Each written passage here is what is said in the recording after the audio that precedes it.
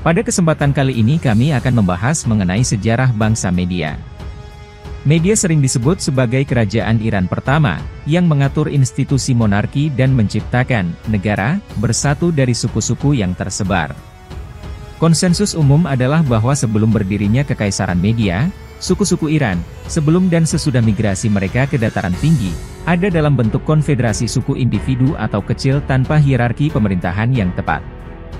Namun, penetapan kerajaan Median sebagai kerajaan Iran pertama tampaknya lebih dipengaruhi oleh posisi geografisnya dibandingkan prioritas politiknya.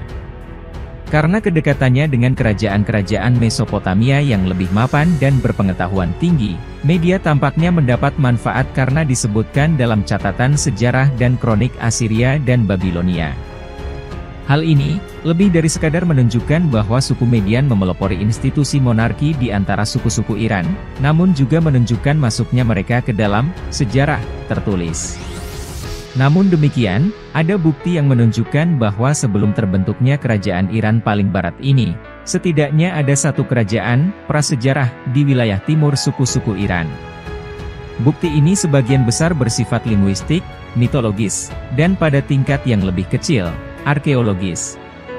Singkatnya, penyebutan raja-raja seperti Wistaspa dalam Avesta, referensi yang jelas dari teks-teks Indo-Iran tentang raja-raja awal mereka, tradisi geografis Avestan, dan daftar dinasti-dinasti kuno Iran dalam buku-buku seperti Hodai Namak, akan menggoda kita untuk mempertimbangkan kerajaan Iran Timur sebelum kerajaan Median. Argumen tentang apakah raja-raja mitologis Avesta dan Hodai Namak dapat berakar pada kenyataan telah menjadi perdebatan hangat di kalangan ilmiah sejak menjadi dasar disiplin ilmu Iranologi. Banyak yang cenderung menganggap semua raja ini murni mitologis dan merupakan hasil dari agenda pembuatan mitos Sasanian. Yang lain mencoba mencocokkan raja-raja mitologi dengan tokoh-tokoh sejarah yang dikenal, sebuah upaya yang paling meragukan. Upaya lain, meskipun tidak banyak didukung oleh para ahli, adalah dengan menempatkan dinasti-dinasti mitologis ini, setidaknya sampai titik tertentu, di wilayah di Iran Timur. Di antara bukti pendukung terbaik, adalah tinjauan geografi teks-teks awal Avestan. Semua teks ini melukiskan gambaran suatu wilayah di Iran Timur, menyebutkan kota-kota dan penanda geografis yang terletak di timur dan timur laut dataran tinggi Iran. Musuh utama yang disebutkan adalah Turan yang telah ditempatkan dengan aman di Sungai Jaihun di Asia Tengah, dibandingkan musuh yang lebih dikenal di Iran Barat, Asyur dan Babilonia. Selain itu, penggalian arkeologis yang terbatas di Iran bagian timur menunjukkan adanya peradaban menetap yang lebih tua di wilayah tersebut dibandingkan dengan peradaban di barat. Bukti ini, meskipun masih berupa dugaan dan spekulasi pada saat itu, dapat dieksplorasi lebih lanjut melalui penelitian arkeologi yang lebih rinci di wilayah ini. Media adalah salah satu dari 3 suku Iran Barat yang berpindah, bersama Persia dan Parthia, dari tanah air asli mereka ke wilayah barat dan selatan dataran tinggi Iran, mungkin sekitar 1000 sebelum Masehi. Media adalah konfederasi suku-suku yang menduduki barat dan barat laut Iran saat ini dan berbatasan dengan Kekaisaran Assyria di barat. Di antara suku-suku yang paling terkenal secara historis adalah orang Majus yang dalam posisinya sebagai pendeta turun-temurun, kemudian memainkan peran penting dalam perkembangan Zoroastriani sebelum Masehi. Menurut tradisi sejarah, sekitar tahun 700 sebelum Masehi, pemimpin salah satu suku Median yang kemungkinan besar berlokasi di sekitar kota masa depan Ekbatana, mengorganisir suku Median dan terpilih sebagai Raja Media. Keadaan di mana dia mencapai posisi ini tidak diketahui secara pasti. Berdasarkan cerita yang diceritakan oleh Herodotus dan teks-teks Persia selanjutnya, Dayaoku terpilih dalam Dewan Median untuk membentuk Persatuan Media. Namun apa yang terjadi sebelum pemilu kali ini hanyalah dugaan dan spekulasi. Setidaknya satu catatan Assyria menyebutkan nama Dayaoku sekitar 20 tahun sebelum tanggal ia dianggap terpilih sebagai Raja Media. Dalam kisah ini, Dayaoku adalah seorang pemberontak Median yang mengorganisir beberapa pemberontakan melawan otoritas Assyria. Raja Asyur terpaksa memadamkan pemberontakan itu sendiri, dan Dayaoku diasingkan, bersama keluarganya, ke Suriah. Kemungkinan besar serangan terus-menerus oleh pasukan Asyur dan Babilonia di wilayah Median memicu perlunya pembentukan persatuan, dan terpilihnya Dayaoku adalah akibat dari kebutuhan tersebut.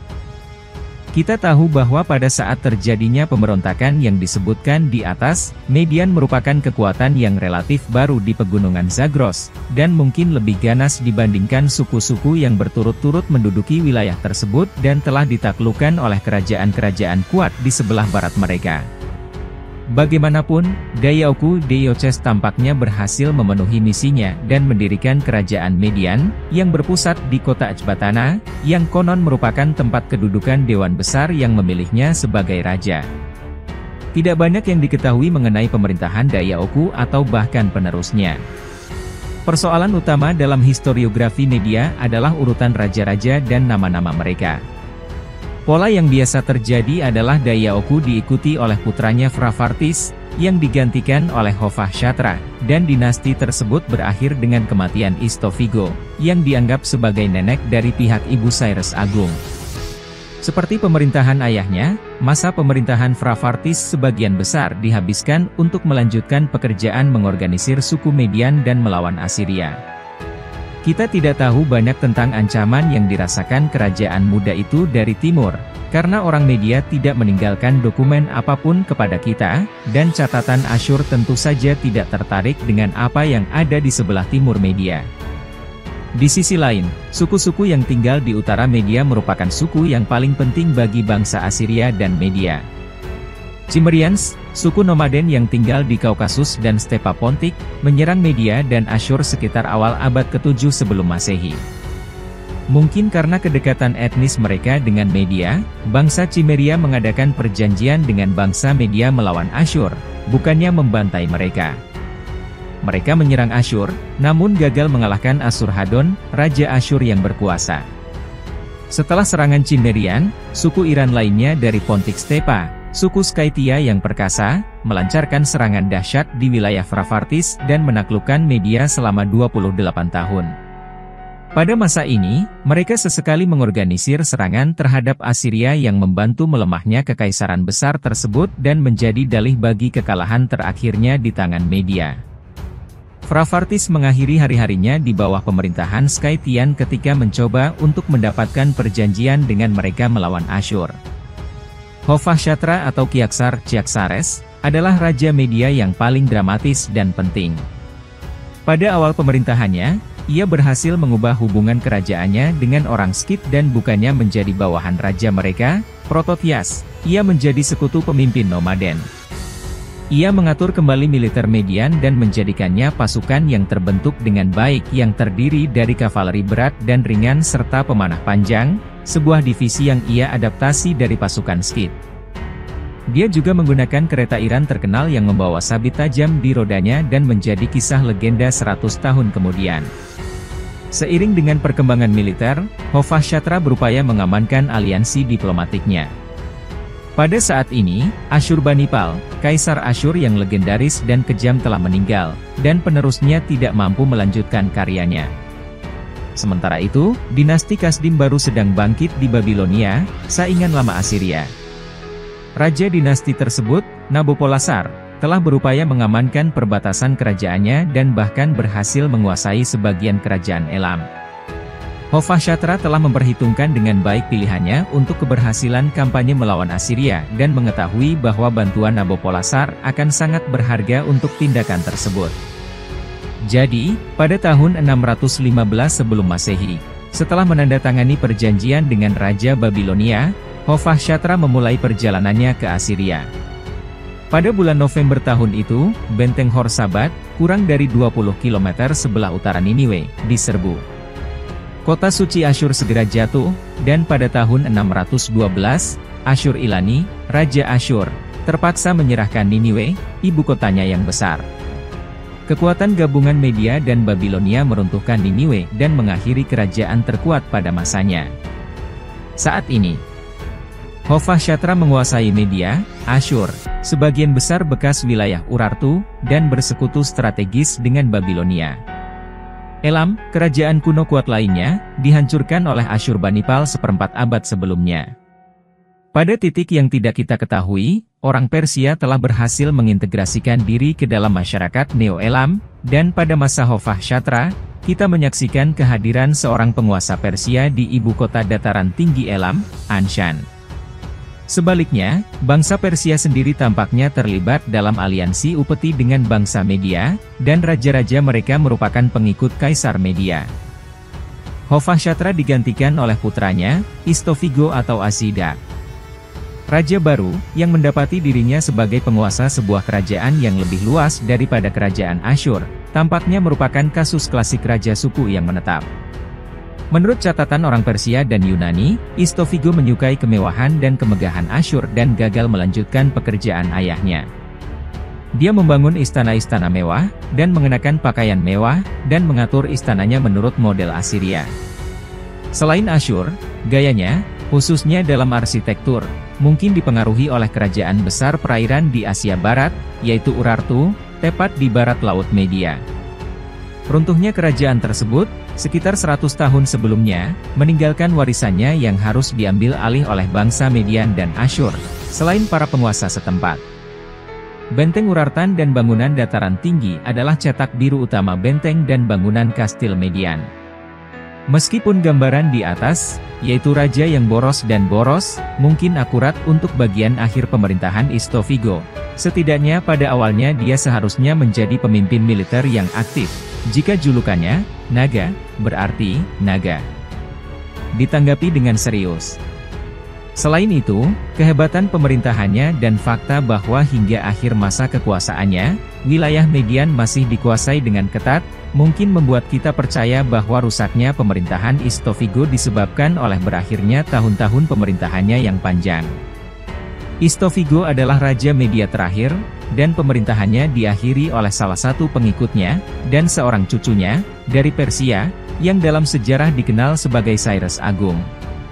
Sekali lagi, catatan Yunani dan Persia menceritakan kepada kita tentang meningkatnya korupsi di Istana Median, pemberontakan rakyat, dan seruan dari kekuatan lawan di kalangan bangsawan Median untuk mengerahkan pasukan Persia guna menggulingkan tirani Kaisar Median. Cyrus, awalnya penguasa Persia di Anshan, yang kemudian menjadi penguasa seluruh Persia, memimpin pasukan melawan ibu kota Median, Ecbatana, dan mengakhiri kehidupan nenek dari pihak ibu dan kerajaannya. Ini menandai dimulainya Kekaisaran Persia, kekaisaran terbesar yang dikenal manusia hingga saat itu. Kisah di atas tidak diragukan lagi adalah kisah yang diceritakan oleh orang Persia, dan diriwayatkan oleh mereka kepada orang Yunani. Kisah sebenarnya mungkin tidak jauh berbeda dengan kisah di atas, meskipun bagian tentang panggilan bangsawan Median dan pemberontakan rakyat jelas merupakan upaya untuk menjadikan serangan Persia bukan sebagai invasi dan lebih merupakan tindakan pembebasan.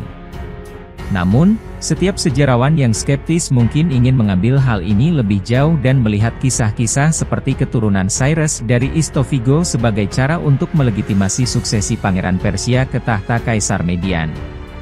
Terlepas dari spekulasi di atas, persoalan pemerintahan masing-masing penguasa Media adalah persoalan yang patut direnungkan. Menganggap semua keberhasilan raja-raja Media berasal dari satu raja, Hofahsyatra, masa pemerintahan yang sangat panjang, dan perlunya pengembangan kerajaan secara bertahap, membuat beberapa orang membayangkan kemungkinan tersebut. Untuk perubahan sejarah Median oleh penerus mereka. Hal ini mempunyai persamaan dalam sejarah Mesopotamia, dan muncul kemudian dalam catatan Sasanian tentang sejarah Arsacid. Apapun kebenarannya, tampaknya mustahil untuk membuktikan perubahan ini, karena Kekaisaran Median, yang berada di perbatasan prasejarah dan sejarah tertulis, tidak meninggalkan catatan langsung kepada kita, dan kita selamanya terikat untuk mempelajarinya melalui karya-karya tersebut. Penerus mereka. Terima kasih sudah mengikuti video-video kami, jangan lupa share, like dan subscribe agar bisa selalu mengikuti update video dari kami.